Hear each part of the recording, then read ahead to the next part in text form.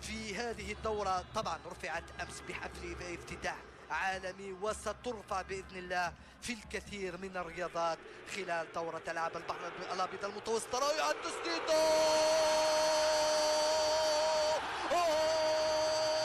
الهدف الأول في وقت الحديث عن رفع الراية الوطنية، في وقت الحديث عن الإنجازات، في وقت الحديث عن من كتبوا أسماءهم بأحرف